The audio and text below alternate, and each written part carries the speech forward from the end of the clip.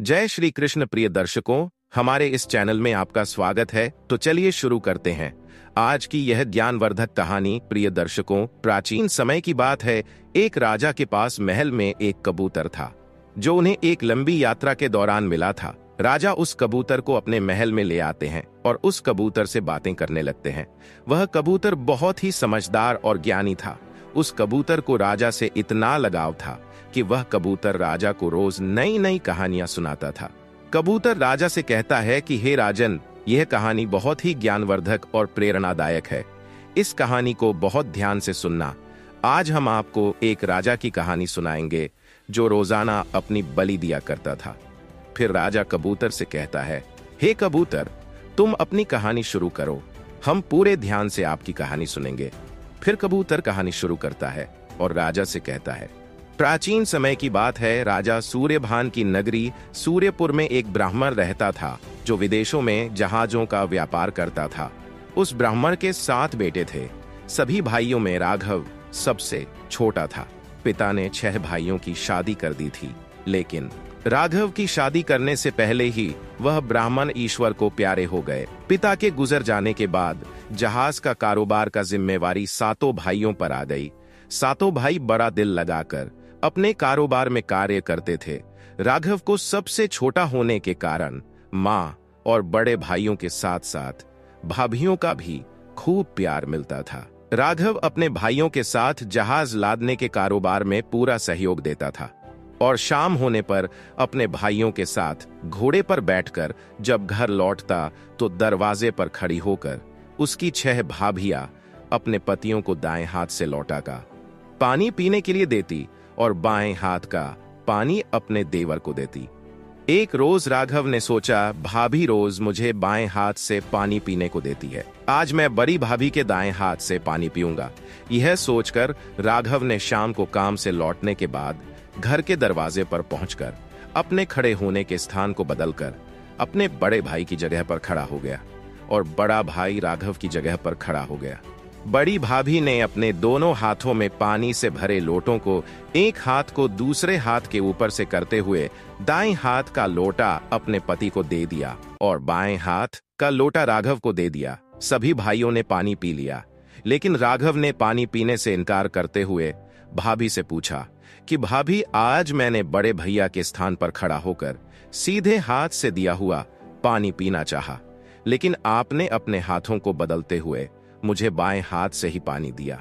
आपने ऐसा क्यों किया? राघव की बात सुनकर उसकी बड़ी भाभी ने उत्तर दिया, अगर तुम्हें सीधे हाथ का दिया हुआ पानी पीना है तो तुम अपनी पत्नी ले आओ।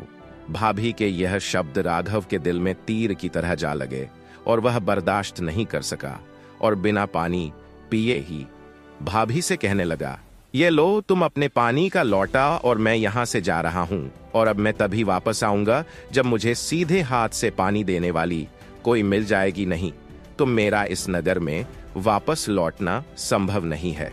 इतना कहकर राघव बिना पानी पिए ही घर से चला गया।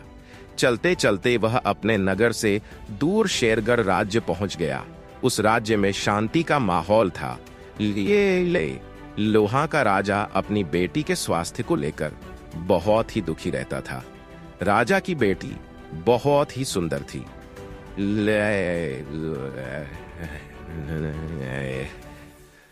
अचेत अवस्था में रहती थी। राजा ने बहुत सारे हकीम राजकुमारी को ठीक करने के लिए बुलाए, लेकिन उनमें से कोई भी उस राजकुमारी को ठीक नहीं कर पा रहा था, जिसके कारण राजा मानसिक तौर पर बहुत दुखी रहता था। और अंत में राजा ने अपने राज्य में यह घोषणा करवा दी कि जो व्यक्ति मेरी बेटी को ठीक करेगा, मैं उससे अपनी बेटी का विवाह कर दूंगा और उससे अपने आधे राज्य का मालिक बना दूंगा। राघव जब राजा हुक्म सिंह की राजधानी में पहुंचा तो उसने वहां पहुंचकर देखा कि चारों ओर शांति का माहौल है और राजकुमारी की चर्चा चारों तरफ हो रही थी। राघव ने वहां एक व्यक्ति से पूछा कि यहाँ पर चारों तरफ यह किस तरह की चर्चा हो रही है, तो उस व्यक्ति ने बताया कि हमारे राजा की बेटी बहुत बीमार रहती है और बहुत सारे वैद्य उसका इलाज करने के लिए लगे हुए हैं, जिसके कारण पूरे राज्य में दुख का माहौल है। उस व्यक्ति की बातें सुनकर राघव राजा के महल की ओर चला गया। राजा के महल में पहुंचकर उसने देखा कि वहां पर बहुत सारे वैद्य राजकुमारी को ठीक करने के लिए लगे हुए हैं। राघव एक कोने में खड़ा होकर सभी हकीम को देखने लगा और वह उनकी सारी गतिविधियों पर नजर रखने लगा। रोज की तरह सारे वैद्य शाम के समय हताश होकर अपने अपने घरों को लौटने लगे। तब राघव ने राजा के मंत्री से कहा कि सभी अपना अपना प्रयास कर चुके हैं, अब मुझे भी राजकुमारी का इलाज करने की अनुमति दी जाए। उसकी बातें सुनकर मंत्री ने उसका प्रस्ताव राजा के सामने रखा। तब राजा ने कहा, ठीक है, उसे बुलाया जाए। राघव को बुलाने पर राजा ने कहा, बोलो। राघव, मेरी बेटी के इलाज के लिए मुझे क्या करना होगा? राघव ने कहा, महाराज, मुझे एक रात के लिए एकांत में आपकी बेटी चंद्रप्रभा के साथ ठहरने की इजाजत दी जाए, जिससे मैं बीमारी का पता लगा सकूं। राजा ने राघव की बात को मान लिया और उस रात राजा ने अपनी बेटी चंद्रप्रभा के साथ राघव को उसके कक्ष में ठहरा दिया। राघव राजकुमारी से कुछ दूरी पर बैठ गया और उसकी पहरेदारी करने लगा। जैसे ही रात के 12 बजे का समय हुआ तो अचेत अवस्था में पड़ी हुई राजकुमारी के मुंह से एक नागिन बाहर निकली और महल से होते हुए जंगल की ओर चली गई। नागिन के जाने के बाद राघव ने राजकुमारी को जगाया और उसके स्वास्थ्य के बारे में पूछा।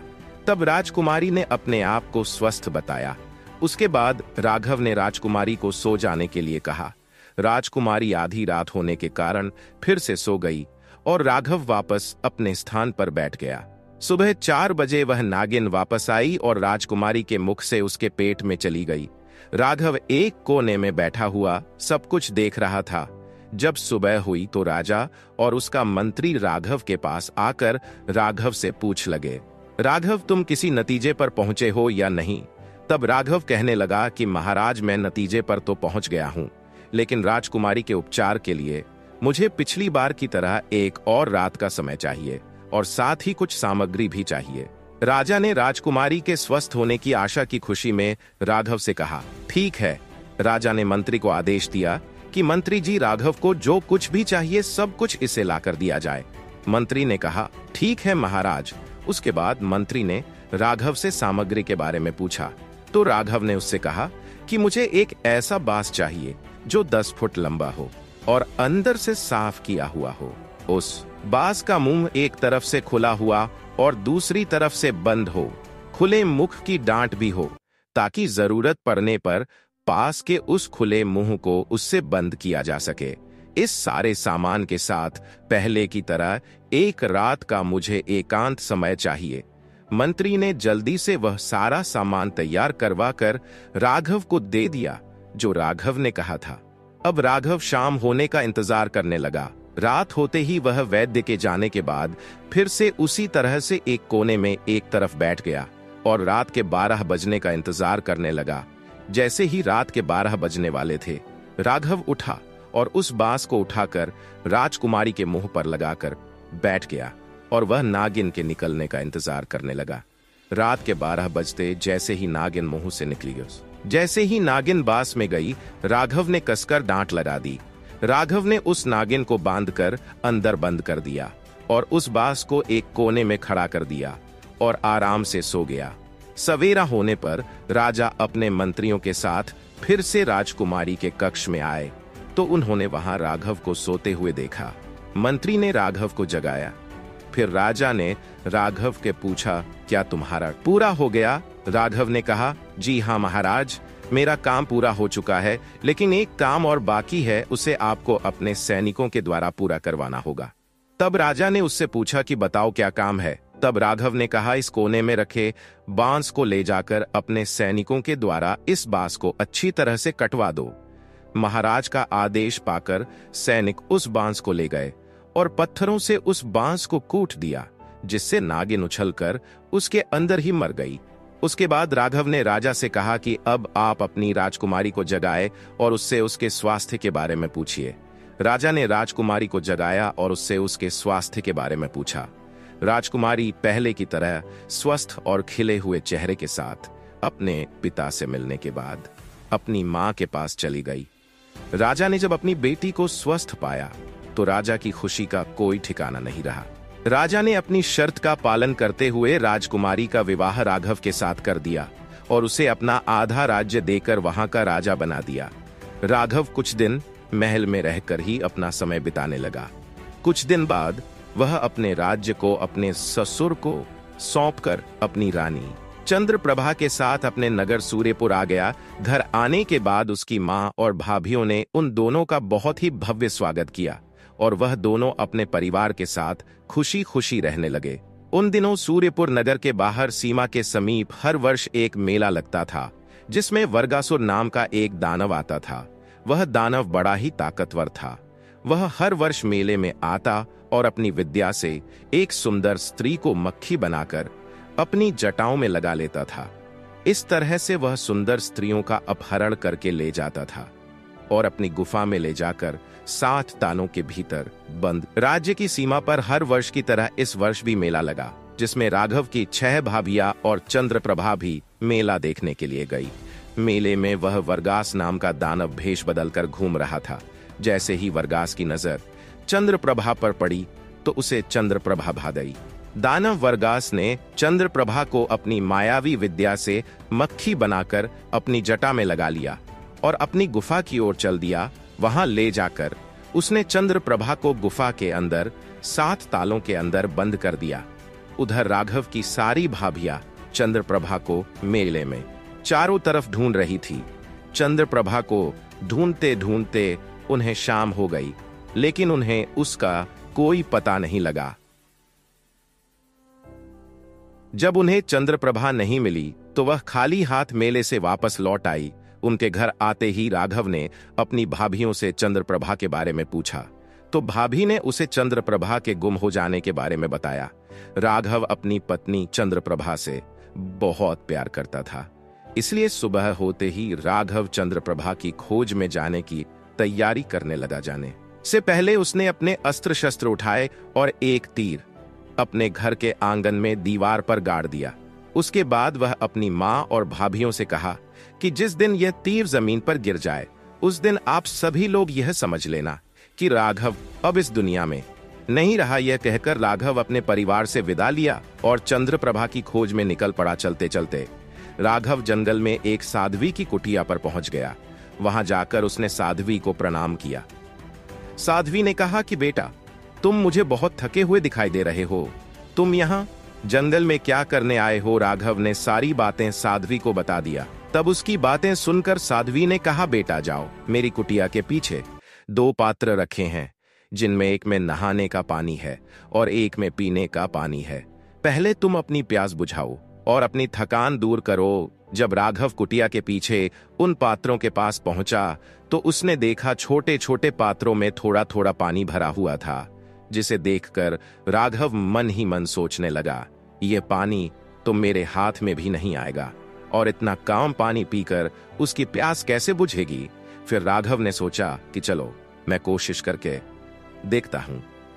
यह सोचकर का निकाल लिया और अपना मुंह हाथ धो लिया। उसके बाद जब उसने पात्र की ओर देखा तो पात्र में जितना पानी पहले था उतना ही पानी भरा हुआ था।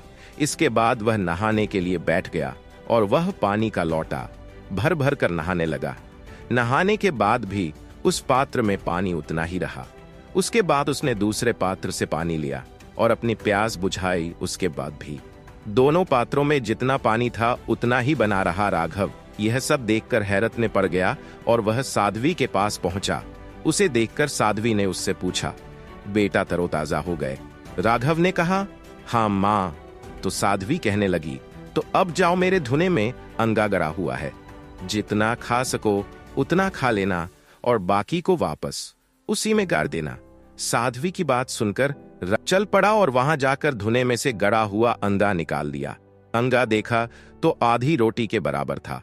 उसे देखकर राघव सोच में पड़ गया, यह अंगा तो आधी रोटी के बराबर है और मुझे भूख बहुत ज्यादा लगी हुई है। इससे तो मेरी भूख ही कम नहीं होगी। इससे मैं क्या खाऊं और क्या बचाऊं? इसलिए इसके 2 टुकड़े कर लेता हूं, जिसमें से एक मैं खा लेता हूं और एक को वापस गाड़ देता हूं। ऐसा सोचकर राघव ने उस अंगा के 2 टुकड़े किए, एक को धोने में गाड़ कर दूसरे टुकड़े को खाने लगा और उस अंगा को खाता रहा, लेकिन वह अंगा कम नहीं हुआ, उसका पेट भी भर गया। ले अंगा का टुकड़ा उसके हाथ में उतने का उतने बना रहा। ये देखकर राघव फिर से अचंभे में पड़ गया और सोचने लगा कि इस आदमी का पानी भी निराला है और अंधा भी अनोखा है। उसके बाद हाथ के बचे हुए अंगा को भी धूनी में गाड़कर साध्वी के पास चला गया। साध्वी के पास पहुंचने पर उसने पूछा, बेटा खाना खा लिया? तो राघव ने कहा कि जी हाँ। उसके बाद राघव सोचने लगा कि साध्वी माँ इतनी पहुंची हुई है, मैं इन्हीं से चंद्रप्रभा के बारे में पूछता हूं। तब साध्वी माँ से कहने लगा, हैं? साध्वी बोली, बेटा तेरी पत्नी को असुरपुर का दानव वर्गासुर उठा ले गया है, जो बहुत ही शक्तिशाली और मायावी है। साध्वी की बात सुनकर राघव ने कहा, माता आप मुझे उस दानव से चंद्रप्रभा को छुड़ाने का कोई उपाय बताइए। साध्वी कहने लगी, बेटा इस बारे में मैं ज्यादा कुछ नहीं जानती, और अधिक जानने के लिए तो तुम्हें मेरी गुरु माँ के पास जाना होगा।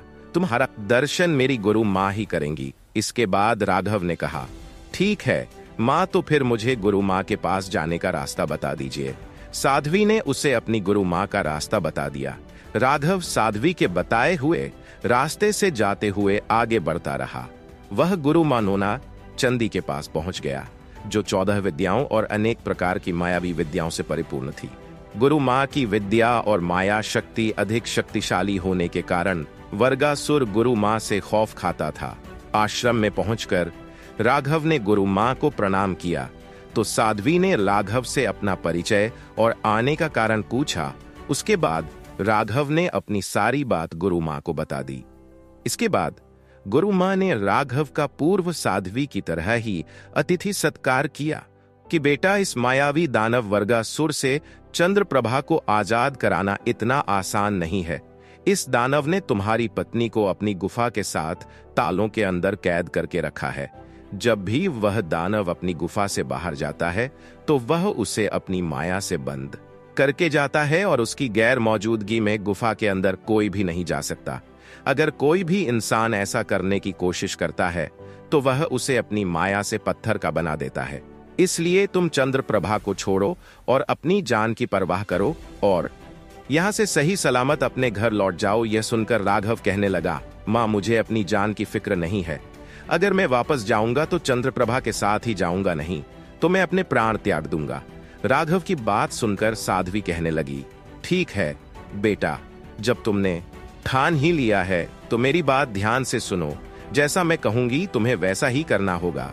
अगर तुमने मेरे कहे अनुसार कार्य किया तो तुम चंद्रप्रभा को वापस अपने साथ ले जा सकोगे, अन्यथा तुम्हारे द्वारा की गई एक छोटी सी इतना भूल सुनकर राघव ने कहा कि ठीक है देगी। गुरु माँ आप जैसा कहेंगी मैं वैसा ही करूंगा। फिर साध्वी कहने लगी, बेटा शाम का समय है, दानव अपनी गुफा पर होगा, इसलिए अभी जाना ठीक नहीं है। कल सुबह जब दानव अपनी गुफा से बाहर चला जाए तब तुम मेरे धुने में से 2 मुट्ठी राख भर कर ले जाना और गुफा के दरवाजे पर पहुंचते ही दाएं हाथ की मुट्ठी की राख दरवाजे पर मार देना, जिसके कारण गुफा के दरवाजे के साथ साथ भी खुल जाएंगे और उनके खुलने के बाद तुम अपनी पत्नी के पास पहुंच जाओगे। लेकिन अभी तुम सिर्फ उससे मिल सकते हो, लेकिन उसे ले जा नहीं सकते। उसे अपने साथ ले जाने के लिए तुझे क्या करना होगा ये मैं तुझे बाद में बताऊंगी। जब तुम अपनी पत्नी से मिलने के बाद वापस आओगे तो जो तुम्हारे दूसरे हाथ में राख होगी उसे दरवाजे पर फेंक देना, जिससे गुफा के दरवाजे फिर से बंद हो जाएंगे और तुम वहां से सीधे मेरी कुटिया में आ जाना। कोई तुम्हें तुम्हारे पीछे से आवाज लगाए तो तुम पीछे मुड़कर बिल्कुल मत देखना, और अगर तुमने गलती से भी पीछे मुड़कर देख लिया तो तुम पत्थर के बन जाओगे। राघव ने कहा, ठीक है गुरु माँ, मैं ऐसा ही करूंगा। उसके बाद राघव खाना खाकर सो गया। सुबह होने पर वह जाने के लिए गुरु माँ के आदेश का इंतजार करने लगा। जब जाने का समय हुआ तो गुरु माँ ने उसे जो रात को बताया था वैसा ही कुछ दोबारा याद दिलाया। अब गुरु माँ ने कहा, ठीक है, अब वह दानव गुफा से बाहर जा चुका होगा, अब तुम गुफा में जा सकते हो। गुरु माँ का आदेश पाते ही राघव वहां से चल पड़ा। गुफा के द्वार पर पहुंचकर उसने जो दाएं हाथ में राख पकड़ रखी थी उसे दरवाजे पर फेंक दिया, जिससे गुफा के दरवाजे के साथ साथ अंदर के 7 ताले भी खुल गए और वह बड़ी आसानी से गुफा के 7वें कक्ष में पहुंच गया, जहां उसने अपनी पत्नी को कैद में देखा। जैसे ही चंद्रप्रभा ने राघव को देखा तो वह उसे देखकर रोने लगी और कहने लगी कि हे नाथ, आप मुझे यहां से भाव विभोर हो गया और उससे कहने लगा, ल तुम चिंता मत करो, अब मैं आ गया हूं। और मैं तुम्हें बहुत जल्दी यहाँ से लेकर जाऊंगा। अभी मैं तुम्हें यहाँ से लेकर नहीं जा सकता, अभी तुम्हें यहाँ कुछ और समय रहना पड़ेगा। पति की बात सुनकर उसे संतोष हो गया। उसके बाद राघव गुफा से बाहर आ गया और गुफा के दरवाजे से बाहर निकलकर उसने बाएं हाथ में पकड़ी हुई मुट्ठी की राख गुफा के दरवाजे पर फेंक दी, जिससे वह दरवाजा बंद हो गया। उसके बाद वह साध्वी की कुटिया की तरफ चल पड़ा। तभी दानव वहां आ गया और दानव ने राघव को वहां से निकलकर जाते हुए देख लिया और वह पीछे से राघव को मानव स्वर में आवाजें देने लगा कि हे पथता, तेरे पीछे तेरा सामान गिर गया है, उसे तुम ले जाओ। जब राघव ने किसी मनुष्य की आवाज सुनी तो वह की कही हुई बात को भूल गया और उसने पीछे मुड़कर देख लिया। जैसे ही उसने पीछे मुड़कर देखा तभी वह पत्थर का बन गया। राघव के पत्थर का बनते ही उसके घर के बाहर की दीवार पर लगा हुआ तीर गिर गया। जैसे ही वह तीर गिरा तो उसकी माँ और 6 भाभियां रोने लगी। शाम के समय जब उसके भाई अपने घर में मातम छाया हुआ देखा तो उन्होंने अपने घर में मातम छाया हुआ देखा। अपनी माँ से पूछा कि माँ, आप सब रो क्यों रहे हो? तो उसने उन्हें बताया कि यह देखो, तुम्हारे अनुज भाई राघव के द्वारा गाड़ा गया तीर आज नीचे गिर गया है। इसका मतलब यह है कि आज तुम्हारा भाई हमारे बीच में नहीं रहा। 6 भाइयों ने जब तीर को देखा तो कहने लगे कि माँ, तुम चिंता मत करो, हम अभी अपने छोटे भाई। इतना कहकर 6 भाइयों ने अपने तीर कमान उठाकर एक एक तीर दीवार में गाड़ दिया और माँ से कहने लगे, राघव की तरह ही हमारे तीर भी जब तक दीवार में खड़े रहेंगे तब तक हम सही सलामत रहेंगे। जिस दिन यह तीर दीवार से गिर जाए तो यह समझ लेना कि हम लोग भी इस दुनिया से जा चुके हैं। सभी भाई माँ की आज्ञा लेकर अपने अपने घोड़ों पर सवार होकर छोटे खोज में निकल जाते हैं। सभी भाई अपने छोटे भाई की खोज में जाते जाते जंगल में उस पहले वाली साध्वी के पास पहुंचे। साध्वी की कुटिया में पहुंचकर उन्होंने उनको प्रणाम किया और उनसे पूछा, गुरुमा, क्या आपने हमारे राघव नाम के छोटे भाई को देखा है? तब साध्वी ने आदर सत्कार करने के बाद कहा कि तुम्हारा छोटा भाई मेरी गुरु माँ के पास गया था, आगे क्या हुआ होगा यह बात तो आपको मेरी गुरु माँ ही बता सकती है। यह सुनकर सभी भाइयों ने साध्वी माता को प्रणाम किया और उनकी आज्ञा लेकर उनकी गुरु माता के पास आगे चल पड़े। काफी लंबा रास्ता तय करने के बाद वे सभी गुरु माँ के आश्रम में पहुंच गए। वहां जाकर उन्होंने गुरु माँ को प्रणाम किया तो गुरु माता ने उन सभी से पूछा कि आप लोग कौन हो और आप यहाँ किस लिए आए हैं? तब बड़ा भाई कहने लगा, गुरु माँ, हम सभी राघव के बड़े भाई हैं और राघव और चंद्रप्रभा की खोज में हम घर से निकले हैं। उनकी बात सुनकर गुरु माँ ने कहा कि आप लोग इतना लंबा सफर करके आए हैं, इसलिए थोड़ा विश्राम करके कुछ खा पी लो और यहाँ से वापस चले जाओ। उसके बाद उन सभी ने कहा कि हम अपने अनुज भाई और उसकी पत्नी के बिना घर वापस नहीं लौट सकते हैं, हम उनको अपने साथ में लेकर ही जाएंगे।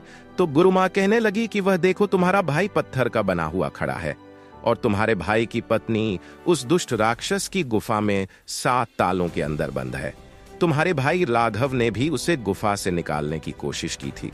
इसका परिणाम तुम्हारे सामने है, इसलिए अगर तुम अपनी जान की सलामती चाहते हो तो यहाँ से वापस लौट जाओ। गुरु माँ की बात सुनकर सभी भाइयों ने कहा कि माँ, हम घर जाएंगे तो अपने छोटे भाई और उसकी पत्नी के साथ ही जाएंगे, अन्यथा हम भी अपने प्राण त्याग देंगे। माँ, हमारा भाई तो पत्थर का बन गया है, लेकिन उसकी पत्नी अभी भी उस दानव की गुफा में सही सलामत कैद है।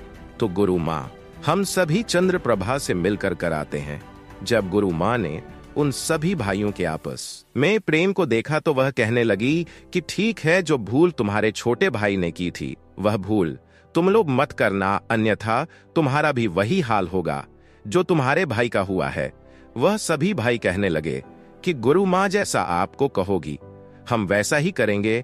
तब गुरु माँ ने उन सभी भाइयों को राघव की तरह सारी बात समझा दी और वह कहने लगी, दानव को अभी अपनी गुफा में वापस लौट कर आने के लिए 3 घंटे का समय है। समय रहते ही तुम गुफा से वापस लौट आना और आते समय पीछे मुड़कर मत देखना। और उनको दोनों हाथ में धूनी की विभूत लेकर भेज दिया। वह सभी भाई उस दानव की गुफा पर पहुंचे और उन्होंने अपने दाहिने हाथ की विभूत दरवाजे पर फेंक दी। जिससे दरवाजे के साथ साथ गुफा के सातों द्वार भी खुल गए और सभी भाई गुफा के अंदर चले गए। अपने जेठ को अंदर आते देखकर चंद्रप्रभा उनके पैरों में रोते हुए गिर पड़ी और वह उनसे कहने लगी कि भाई साहब, आप मुझे यहाँ से ले चलिए। वह भी मुझे लेने आए थे, लेकिन मुझसे वादा करके चले गए और फिर वापस नहीं आए। उसके बाद सभी भाई कहने लगे, बेटी तुम चिंता मत करो, हम तुझे यहाँ से लेकर ही जाएंगे, लेकिन तुम्हें अभी एक दिन का और धैर्य रखना होगा। हम तुझे लेकर जाने का तरीका गुरु माँ से जानकर दोबारा ले आएंगे और तुझे यहाँ से लेकर जाएंगे। चंद्रप्रभा को अपने जेठ द्वारा कही गई बात का भरोसा हो गया। वह सभी गुफा से बाहर निकलकर बाएं हाथ की विभूति से द्वार को बंद कर देते हैं। अभी वह वहां से निकले ही थे, तभी वहां पीछे से वर्गास दानव आ जाता है और अपनी गुफा से बाहर निकलते हुए राघव के भाइयों को भी देख लेता है। वह एक पीड़ित मनुष्य की आवाज बनाकर कहने लगता है कि हे मेरे भाइयों, मैं एक लंगड़ा व्यक्ति हूँ, तुम्हारे पीछे पीछे आ रहा हूँ। मैं चलने में बहुत ही असमर्थ हूँ, जरा मुझे भी थोड़ा सा सहारा दे दो ताकि मैं भी अपने घर पहुंच जाऊं। ईश्वर आपका भला करेगा। पी मनुष्य की आवाज सुनते ही उनके छोटे भाई राघव ने की थी। गुरु मां की चेतावनी देने के बावजूद भी पीड़ित मनुष्य द्वारा लगाई गई आवाज पर उनका ध्यान चला गया और उन सभी ने पीछे मुड़कर देख लिया। पीछे देखते ही सभी भाई पत्थर के बन गए। उन सभी भाइयों के पत्थर का बन जाने के बाद वह दानव उन्हें गुफा के अंदर किया और चंद्रप्रभा से कहने लगा कि मेरे पीछे से यहाँ पर कौन आया था। तब चंद्रप्रभा कहने लगी, मुझे क्या पता, मैं तो यहाँ पर 7 तालों के भीतर कैद हूँ। क्या कोई 7 तालों के भीतर कैद रहकर बाहर की दुनिया में घट रही घटनाओं के बारे में कुछ बता सकता है? गुफा के अंदर बाहर चारों तरफ निगरानी करने के बाद दानव कहने लगता है कि उन गुस्ताखियों को तो मैंने सजा दे दी है, देखता हूं अब कौन आता है। उसकी सजा देने की बात को सुनकर चंद्रप्रभा के पैरों तले से जमीन खिसक गई और वह सोचने लगी कि हो ना हो, इसने जरूर मेरे जेठ भाइयों को मार डाला है। इसके बाद चंद्रप्रभा भी जीने की उम्मीद छोड़ देती है। इधर जैसे ही 6 भाई पत्थर के हुए, उनके घर के बाहर बनी दीवार में से 6 के 6 तीर नीचे गिर पड़े। इनको देखकर उनकी माँ और उनकी पत्नियां रोने लगी, विलाप करने लगी। उन्हें रोते रोते सुबह से शाम हो गई और शाम से रात हो गई, लेकिन उनका रोना और विलाप करना कम नहीं हुआ। उनके राज्य के राजा सूर्यभान हर रोज रात को अपने नगर सूर्यपुर की प्रजा की खैर खबर लेने के लिए अलग अलग रूप में निकलते थे। उस रात को भी वह राजा अपने घोड़े पर सवार होकर प्रजा की खैर खबर लेने के लिए निकले थे। पूरे नगर का चक्कर लगाने के बाद अंत में राजा जब उस तरफ पहुंचे जहां 6 बहुएं विलाप कर रही थी, तो उन्हें देखकर वे उनके पास रुक गए। उनके पास जाकर उस ब्राह्मणी से राजा ने पूछा कि मां, तुझे क्या कष्ट है? तुम इतनी रात गए अपनी बहुओं के साथ क्यों विलाप कर रही हो? तो वह बूढ़ी मां कहने लगी कि क्या बताऊं महाराज, मेरे 7 बेटे थे जिनकी 6 बहुएं यहां पर मौजूद है और एक बहू मेले से गायब हो गई, जिसकी तलाश में गए हुए मेरे 7 बेटे अब इस दुनिया में नहीं रहे। अब हम उनके बिना कैसे जिएंगे? ब्राह्मणी की दुख भरी कहानी सुनते हुए राजा सूर्यभान कहने लगे कि हे मां, तुम चिंता मत करो, तुम्हारे बेटों को लेने के लिए मैं जा रहा हूं और मैं वापस तभी आऊंगा जब तुम्हारे बेटे और बेटे की पत्नी मेरे साथ होंगे और उनकी खैर खबर मेरे साथ होगी। इतना कहकर राजा सूर्यभान ब्राह्मणी के 7 बेटों की तलाश में रात में ही निकल पड़े। रात भर घुड़सवारी करने के बाद वह एक नगर कंचनगढ़ में पहुंच गए। सारी रात थके हारे हाथ धोने और थोड़ा विश्राम करने के लिए एक ब्राह्मणी सुगंधा के घर पहुंच गए। उसके परिवार में सुगंधा के पति पहले ही गुजर चुके थे। सुगंधा के घर उसका एक पुत्र और उसकी एक नवविवाहिता पत्नी थी, जो हाथ में अंगना डाले हुए झाड़ू लगा रही थी। जब सूर्यभान की नजर उस नवविवाहिता के कंगना पर पड़ी तो वह उस ब्राह्मणी से पूछने लगे कि मां, यह बहू के हाथ में कंगना कैसे, क्या यह अभी तक खुला नहीं है? उसकी बात सुनकर ब्राह्मणी बोली कि बेटा, मेरी नवविवाहिता बहू के हाथ में कंगना इसलिए नहीं खुल पाया क्योंकि मेरा बेटा राजा धीर सिंह के यहाँ काम करता है। वह राजा धीर सिंह की पहरेदारी की नौकरी करता है और वहां से राजा ने उसे अवकाश नहीं दिया, इसलिए वह शादी करते ही वापस चला गया और बहू का कंगना इसलिए नहीं खुल पाया है। इतना सुनते ही राजा सूर्यभान बोले कि माँ, ऐसा कौन सा राजा है जिसने दुल्हन के कंगना को खोलने के लिए भी समय नहीं दिया? तो ब्राह्मणी बोली, इसी कंचनगढ़ का राजा धीर सिंह है। उसके बाद कुछ समय विश्राम करने के बाद सूर्यभान ने अपना एक वेश बनाया और सुगंधा के बेटे मोहन के पास महल में जा पहुंचे, जो कि राजा धीर सिंह के पलंग की राह में निगरानी के लिए तैनात रहता था। मोहन के पास पहुंचकर राजा सूर्यभान ने मोहन से कहा कि मोहन, आज तुम्हारे बदले में यहां पर पहरा दूंगा और तुम घर जा सकते हो। जब तक हमारा संकेत तुम्हें ना मिले तुम अपने घर पर रहोगे और तुम्हारे बदले पहरा हम देंगे। उसके बाद मोहन अपने घर चला गया और उधर राजा सूर्यभान सारंग वेश में राजा धीर सिंह के वहां पहरा देने लगे। उस नगर से बाहर जंगल में एक चंडी की मर थी। राजा धीर सिंह प्रतिदिन रात के 12 बजे पलकर वहां एक चंडी की मड़ई पर जाते थे। उस रात भी जब वह उस तरफ चल पड़े तो सूर्यभान भी छुपते छुपाते राजा के पीछे पीछे चल पड़े। राजा तरह चंडी की मरी पर पहुंचकर अपने आप को खोलते हुए तेल की कड़ाही में डाल दिया और कुछ देर बाद वहां चंडी प्रकट हुई और उसने एक कपड़े के आसन पर बैठकर राजा धीर सिंह के कंकाल को तेल की कड़ाही से चिमटी की सहायता से बाहर निकाला और एक केले के पत्ते पर रख दिया। उसके बाद वह कड़ाही के तेल को निकाल कर पी गई।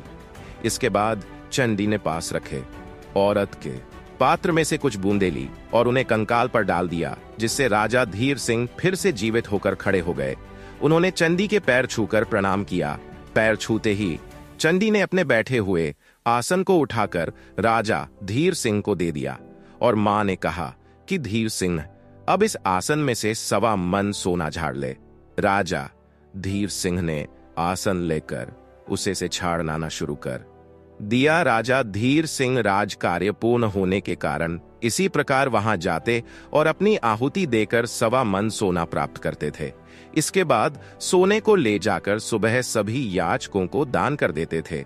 राजा वीर सूर्यभान ने छुपकर इस सारे घटनाक्रम को देखा तो सूर्यभान सकते में आ गए और वह सोचने लगे, इस राजा के त्याग का तो कोई मुकाबला नहीं है, जो अपनी प्रजा की भी परवाह किए बिना हर रोज अपनी जान की बलि दे देता है। लेकिन धीर सिंह, मैं तुम्हें इस तरह से प्रतिदिन इतनी पीड़ादायक मौत नहीं मरने दूंगा।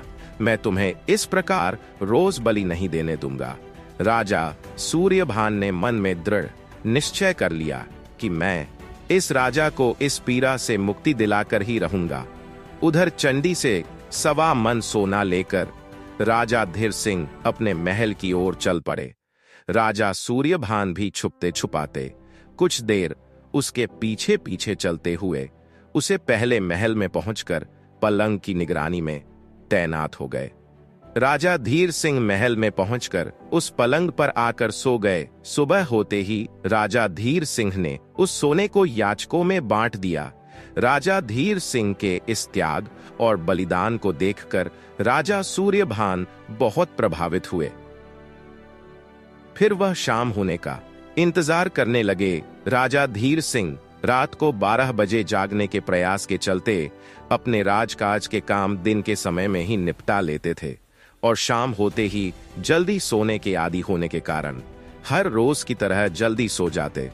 उस दिन भी राजा सूर्यभान राजा धीर सिंह के पलंग की निगरानी करने लगे। राजा सूर्यभान को 16 विद्याओं का ज्ञान था। राजा सूर्य ने 16 विद्या ज्ञान होने के कारण 12 बजने और राजा धीर सिंह की नींद खुलने से पहले ही अपने 2 वीर राजा धीर सिंह पर ध्यान देने के लिए लगा दिए, जिससे धीर सिंह गहरी निद्रा में सोता रहे। जैसे ही रात के 12 बजे राजा धीर सिंह की जगह राजा सूर्यभान इनमें जुटाए हुए मसालों को लेकर चंडी की मरैया की ओर चल दिए। चंडी की मरैया पर पहुंचते ही मरैया पर रखी चंडी की कढ़ाई में पहले हाथ में लाए हुए मसालों को डाला और उसके बाद स्वयं कढ़ाई में कूद गए। कुछ देर बाद चंडी प्रकट हुई और कढ़ाई में से राजा सूर्यभान के कंकाल को एक केले के पत्ते पर रखा। उसके बाद अपने घड़े में से अमृत की कुछ बूंदें निकाली और सूर्यभान पर डाली। इसके डालते ही राजा सूर्यभान ने अपने पहले वाले रूप में आ गए उसके बाद कढ़ाई में मसालेदार मांस के शोरबा को चंडी ने जब पिया तो वह बड़ा ही स्वादिष्ट लगा और चंडी खुश होकर कहने लगी, अरे धीर सिंह, आज तो तुमने मुझे खुशी ही कर दिया। 3 वर मांग ले, तुझे क्या मांगना है? आज तुम जो कुछ भी मांगोगे वही पाओगे। चंडी की बात सुनकर सूर्यभान बोल, हे देवी, अगर तुम सचमुच मुझ पर प्रसन्न हो तो पहले आप मुझे वचन दीजिए कि जो कुछ भी मैं आपसे मांगूंगा वह मुझे मिलेगा। इतना सुनते ही चंडी बोली, हाँ मैंने वचन दिया, तो क्या मांगना चाहता है? मांग ले। इतना सुनते ही राजा सूर्यभान बोले, हे देवी, पहले वरदान में आप मुझे इस सोने वाले आसन को दे दीजिए और दूसरे वरदान में आप मुझे अमृत के घड़े को दे दीजिए और तीसरे वरदान में आप यहां से कहीं दूर चले जाइए। इतना सुनते ही चंडी बोली, है धीर सिंह, ये तुमने क्या मांग लिया? मेरा सब कुछ छीन लिया, मुझे बेघर कर दिया। इस पर राजा सूर्यभान कहने लगे, है देवी, तुमने मुझे वचन दिया है और अपने वचन को निभाना है, तो जो कुछ मैंने मांगा है वह तुम्हें देना ही होगा। सूर्यभान की बात सुनकर चंडी बोली, ठीक है धीर सिंह, मुझे अपने वचन की लाज तो रखनी होगी। इसके बाद सूर्यभान को अपना सिंहासन और अमृत का कलश देकर चंडी वहां से रवाना हो गई। इधर सूर्यभान आसन और अमृत के घड़े को लेकर धीर सिंह के पास आकर उसकी सुरक्षा में तैनात हो गए। वह सुबह होने का इंतजार करने लगे और उधर सूरज निकलने पर उन्होंने दोनों वीरों को दिया। राजा धीर सिंह की नींद खुल गई और राजा धीर सिंह हड़बड़ा कर उठे और अपने चारों तरफ सूरज का उजाला देखकर विचलित हो गए। अपने परिसर में लगी याचकों की भीड़ को देखकर अपने आप पर क्रोधित होते हुए सोचने लगे कि आज रात 12 बजे मेरी नींद क्यों नहीं खुली।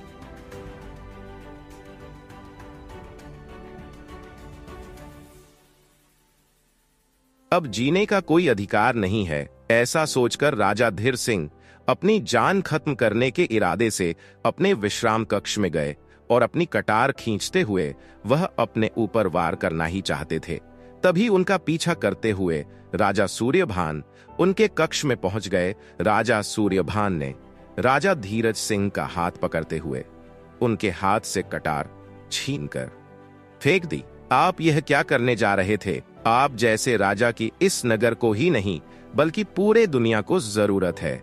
आपको जीना है और अपने दरबार पर आए हुए हर फरियादी का जीवन इसी तरह से खुशियों से भरना है। उनकी बात सुनकर राजा धीर सिंह कहने लगे कि यह सब कैसे होगा। तब राजा सूर्यभान ने मुस्कुराते हुए अपने पीठ के सिंह को दे देते हैं और कहते हैं कि यह लो राजन, तुम्हारी समस्या का समाधान हो गया। राजा धीर सिंह चंडी वाले आसन को देखकर सख्ते में आ जाते हैं और एक निराश और हताश याचक के भाव से सूर्यभान की तरफ देखते हुए कहते हैं कि महोदय, आप मुझे अपना परिचय दीजिए। आप एक सैनिक तो नहीं हो सकते। आप अपना परिचय देकर मुझे कृतार्थ कीजिए।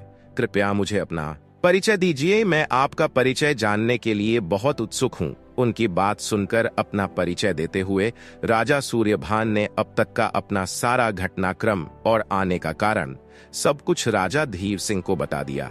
राजा धीर सिंह सूर्यभान का नाम सुनते ही राजा सूर्यभान के पैरों में गिर पड़े और कहने लगे, महाराज, मेरी खता के लिए माथे पर लगानी चाहिए थी। अनजाने में ही मैं उनसे अपने पलंग की निगरानी करवा बैठा। राजा धीर सिंह की यह बात सुनकर राजा सूर्यभान ने चंडी के चमत्कारी आसन को देते हुए कहा, ये लो, अब तुम्हें हर रोज अपनी आहुति नहीं देनी पड़ेगी और रोज सुबह 1.25 मन सोना प्रतिदिन मिलता रहेगा, जिससे आप अपनी रियासत का अच्छे से ख्याल रख बंधन मुक्त करके तनख्वाह देते रहना। तब राजा धीर सिंह ने कहा, राजन, ऐसा ही होगा। इतना कहकर और चंडी से मिले अमृत के घड़े को साथ में लेकर राजा धीर सिंह से अनुमति लेकर राजा सूर्यभान अपने घोड़े पर सवार होकर आगे चलते चलते वह जंगल में पहली साध्वी के पास पहुंच गए और वहां आश्रम में पहुंचकर उन्होंने साध्वी को प्रणाम किया। उसके बाद साध ने राजा सूर्यभान से उनका परिचय और वहां आने का कारण पूछा। राजा सूर्यभान कहने लगे, मां, मैं राजा सूर्यभान परमार्थ पर कार्य हेतु निकला हूं।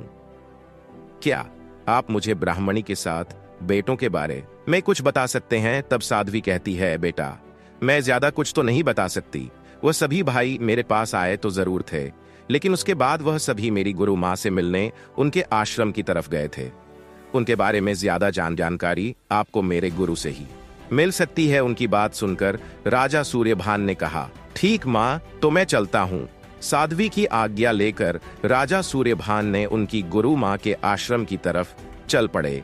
चलते चलते चलते लंबा सफर करते हुए राजा सूर्यभान गुरु माँ के आश्रम में पहुंच जाते हैं।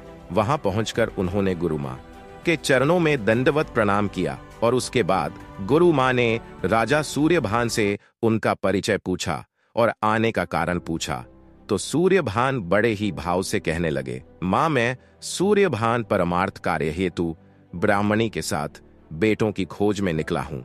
राजा सूर्यभान के मुख से 7 बेटों का नाम सुनते ही गुरु माँ कहने लगी कि बेटा, वे 7 भाई तो पत्थर हो, वह 7 भाई कुछ नहीं कर पाए तो तुम क्या कर पाओगे?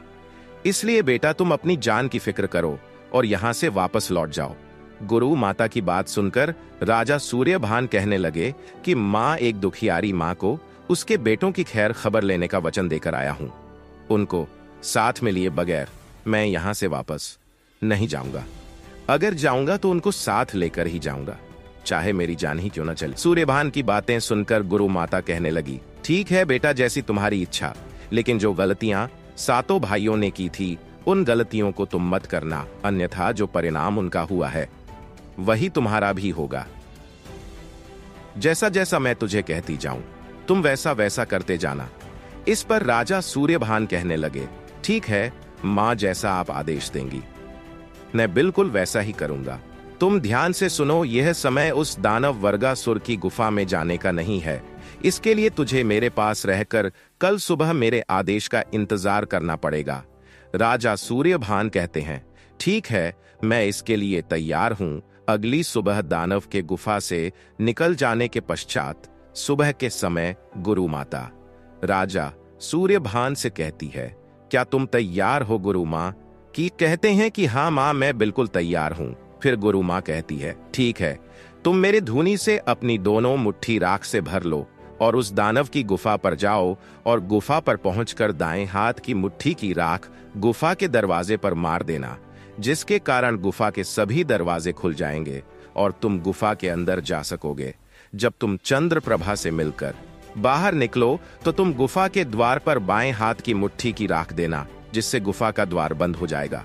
उसके बाद तुम सीधे मेरे आश्रम में वापस आ जाना। अगर कोई पीछे से तुम्हें आवाज दे तो मुड़कर उसे मत देखना, नहीं तो तुम भी पत्थर के बन जाओगे। सूर्यभान कहने लगे, ठीक है माँ, जैसा आपने कहा है मैं बिल्कुल वैसा ही करूंगा। और राजा सूर्यभान अपने दोनों हाथों की मुट्ठी गुरु माता के धुने की राख से भर लेते हैं। राजा दानव की गुफा पर पहुंच जाते हैं। वहां पहुंचकर दाएं हाथ की मुट्ठी की राख को गुफा के द्वार पर फेंक देते हैं, जिससे गुफा के सभी दरवाजे खुल गए।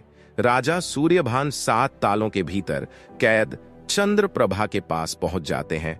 राजा सूर्यभान को देखते ही चंद्र प्रभा उनके पैरों से लिपटकर रोते हुए कहने लगी, भी है रहमदिल इंसान है, मुझे इस दानव से बचाइए। मेरे पति भी आए थे और मुझसे वादा करके चले गए, लेकिन लौटे नहीं। मेरे जेठ भी आए थे, वह भी मुझे भरोसा देकर चले गए, लेकिन वापस नहीं लौटे। अब आप आए हैं, कम से कम आप तो मुझे यहां से बाहर ले चलिए। उसकी बात सुनकर राजा सूर्यभान बोले, धैर्य रखो बेटी, हम यहां आए हैं तो तुझे लेकर ही जाएंगे, लेकिन 3 दिन तक धैर्य रखना पड़ेगा। अब हम चलते हैं और तुम्हें ले जाने का प्रबंध करके कल हम फिर वापस आएंगे। इतना कहकर राजा सूर्यभान गुफा से बाहर निकल आते हैं और निकलते ही अपने बाएं हाथ की मुट्ठी की राख गुफा के द्वार पर फेंक देते हैं, जिससे दरवाजा फिर से बंद हो जाता है। वहां से निकलकर गुरु माता की कुटिया की तरफ तेजी से चल हैं। उधर दानव वर्गासुर की तरफ लौट रहा होता है और राजा सूर्यभान को गुफा से निकलकर गुरु माँ की कुटिया की तरफ जाते हुए देख लेता है और उसका पीछा करना शुरू कर देता है और नाना प्रकार से राजा सूर्यभान को आवाज देकर पीछे मुड़कर देखने के लिए मजबूर करता है, लेकिन राजा सूर्यभान उसके किसी भी झांसे में नहीं आते और गुरु माता की कुटिया में घुस जाते हैं। पीछा करता हुआ वर्गासुर कुटिया के पास पहुंचकर गुरु माँ से कहता है, गुरु माँ तुम्हारी कुटिया में मेरा चोर है। तब गुरु माँ कहती है, मेरी कुटिया में चोर है, ये क्या बकता है, तू यहां से चला जाए, नहीं तो मैं तुझे भस्म कर दूंगी। यह सुनकर वर्गासुर वहां से लौट जाता है। दानव के लौटते ही गुरु माता सूर्यभान से कहती हैं कि बेटा विक्रम, ये वर्गासुर महादान है, यह सोचिए कि इससे कैसे निपटना है। इस पर राजा सूर्यभान कहने लगे कि माँ गुरु, मैंने सोच लिया है। तो गुरु माता कहती है, बेटा तुमने क्या सोचा है? सूर्यभान कहने लगे कि मैं कल गुफा में फिर से जाऊंगा। गुरु माँ कहने लगी, गुफा पर जाने से क्या होगा? सूर्यभान कहते हैं, तुम देखती जाओ माँ, मैं क्या करता हूं। गुरु माता कहने लगी, ठीक है बेटा। उसके बाद अगले दिन दानव के चले जाने के बाद राजा सूर्यभान ने अपनी दोनों मुट्ठी राख से भरकर गुफा पर पहुंच गए और दाएं हाथ की मुट्ठी की राख गुफा के दरवाजे पर फेंकी। गुफा के दरवाजे खोलकर अंदर चले गए। वहां पहुंचकर वह चंद्रप्रभा से कहते हैं, बेटी आज यह दानव तुम्हारे पास लौट कर आ रहा है, तो उससे उसके काल के बारे में पूछना। मैं यहाँ कल फिर से आऊंगा। इतना कहकर राजा सूर्यभान गुफा से निकलकर बाहर से बाएं हाथ की मुट्ठी की राख दरवाजे पर मारकर गुफा का दरवाजा बंद कर दिया और वहां से गुरु माता की कुटिया की ओर तेजी से चले गए। दूसरी तरफ वर्गासुर को शक हो जाने के कारण वह अपनी गुफा में वापस लौट आया और उसने वापस आते हुए युवक को गुरु माता की कुटिया की तरफ भागते हुए देखा। इस बार वह उसे पकड़कर खा जाने की नियत से राजा के पीछे भागा। जब तक वह उसे पकड़ पाता तब तक राजा सूर्यभान गुरु माता की कुटिया में घुस चुके थे। पीछे दौड़ता हुआ वर्गासुर और गुरु माता की कुटिया पर पहुंचा और गुरु माता से कहने लगा कि गुरु माँ, मेरा चोर आज फिर से तुम्हारी कुटिया में घुस गया है, मुझे वापस कर दो। गुरु माँ उससे कहती है कि भाग जाओ, नहीं तो मैं तुझे भस्म कर दूंगी और मेरी कुटिया में चोर कहां से आएगा, जा यहां से चला जा। इसके बाद वह दानव वहां से चला जाता है। गुरु माता सूर्यभान से पूछती है कि तुम्हें सफलता हाथ लगी? तो राजा सूर्यभान कहते हैं, बस गुरु माँ, मुझे कल का एक दिन और दे दीजिए, सफलता जरूर हाथ लगेगी। गुरु माँ कहती है, ठीक है बेटा। दूसरी तरफ दानव लौटकर अपनी गुफा में पहुंचा। गुफा में पहुंचकर चंद्रप्रभा को मारते पीटते वह बोला, मेरे पीछे से गुफा में कौन आता है? कौन है? किसकी मौत उसे यहाँ बार बार खींच कर ला रही है? इस पर चंद्रप्रभा बोली, दानवराज, आप मुझे क्यों पीट रहे हैं? मैं नहीं जानती कि कौन आता है कौन जाता है। कौन जाता है? मैं तो यहाँ 7 तालों के भीतर कैद हूँ। दानवराज, मुझे एक बात की शंका है, अगर कोई यहाँ आता है तो ये चिंता की बात है। अगर आपकी गुफा की मजबूत सुरक्षा को कोई भेज सकता है, वह व्यक्ति आपके लिए काल भी बन सकता, और अगर आप नहीं रहे तो मैं यहाँ पर घुट घुट कर मर जाऊंगी। इतना सुनकर दानव वर्गासुर जोर जोर से हंसने लगा और कहने लगा कि मेरा काल मुझे मारने वाला तो पैदा ही नहीं हुआ। उसकी बात सुनकर चंद्रप्रभा बोली कि मगर मुझे यकीन नहीं होता। दानवराज कहने लगे कि भोली भाली चंद्रप्रभा, सुनो, मुझे कोई नहीं मार सकता। 7 समुंदर पार खैबर एक वट वृक्ष के पेड़ पर एक बगुले का पिंजरा है और उस पिंजरे में एक बगली बंद है। उस बगली में मेरी जान है, उस बगली में मेरी जान है।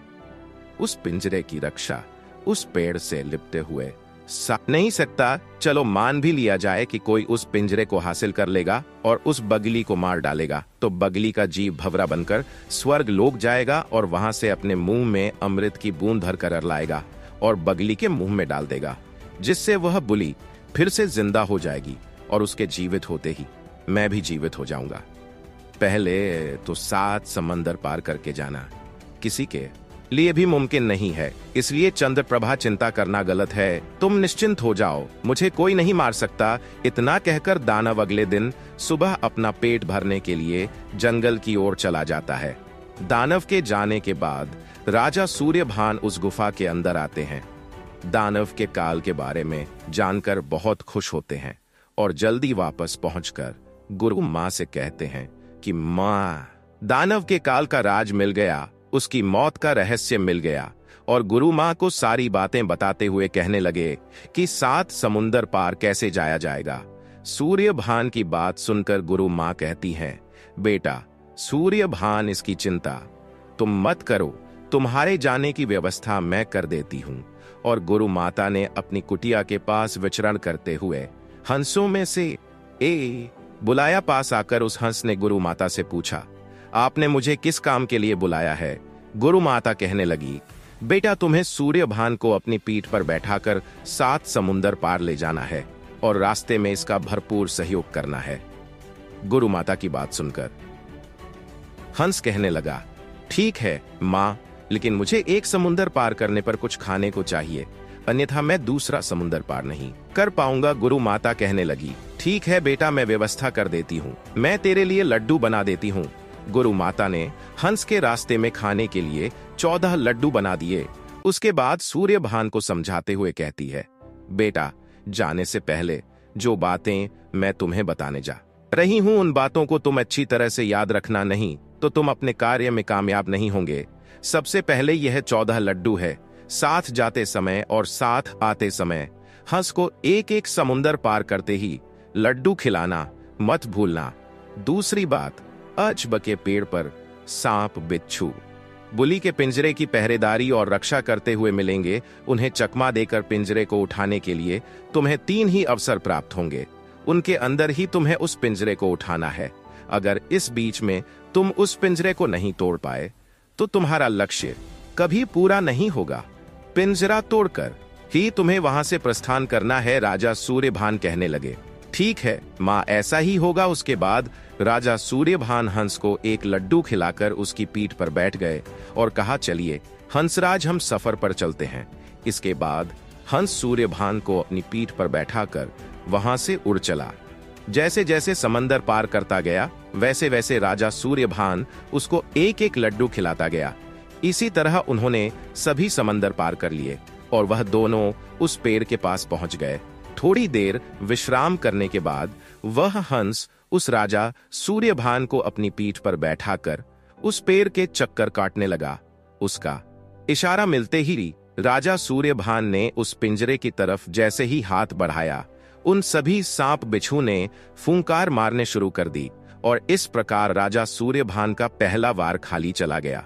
उसके बाद काफी देर तक चक्कर लगाने के बाद उसने फिर से राजा सूर्यभान को इशारा किया और इस बार भी राजा सूर्यभान बगुले के पिंजरे को पेड़ से उतारने में कामयाब नहीं हुए। सूर्यभान को असफल होता हुआ देखकर हंस कहने लगा, ये आप क्या कर रहे हो? अब हमारे पास एक आखिरी मौका बचा है और अगर आपने पिंजरा नहीं तोड़ डाला तो सबकी कराई मेहनत पर पानी फिर जाएगा। राजा सूर्यभान कहने लगे, ठीक है हंसराज, इस बार मैं अपना वार खाली नहीं जाने दूंगा।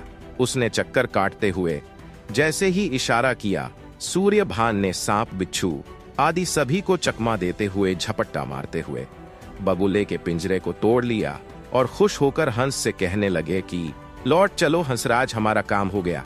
और हंस ने वहां से वापस जाने के लिए उड़ान भरी। हंस ने एक समुंदर पार कर 2 समुंदर पार किए।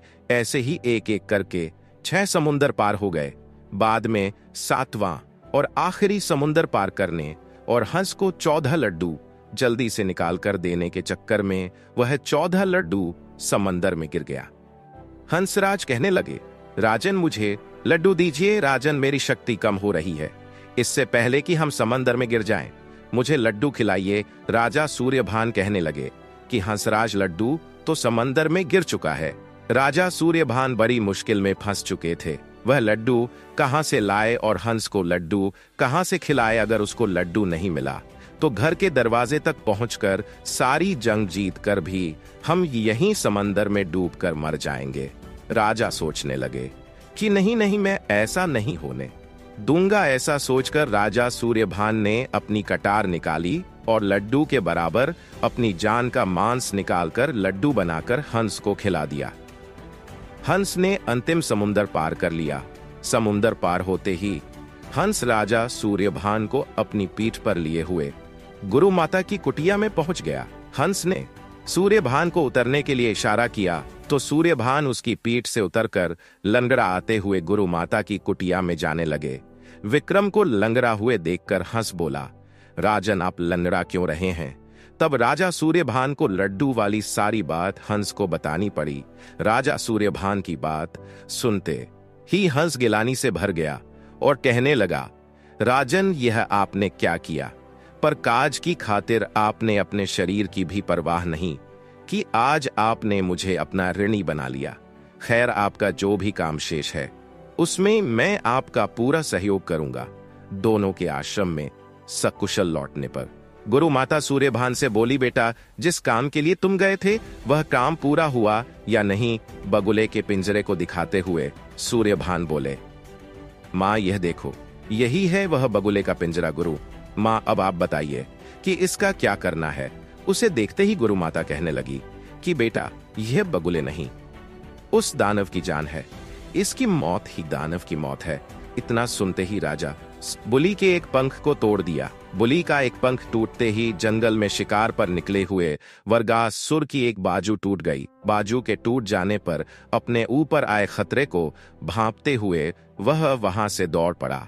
इसके बाद सूर्यभान ने बगली के दूसरे पंख को तोड़ दिया तो दानव की दूसरी बाजू भी टूट जाने पर दानव तेजी से दौड़ लगाते हुए कुटिया की तरफ आता हुआ गुरु माता को दिखाई दिया। गुरु माता राजा सूर्यभान से कहने लगी कि वह देखो बेटा, वह दानव अब तुम्हारी तरफ तेजी से बढ़ रहा है, उसे रोको।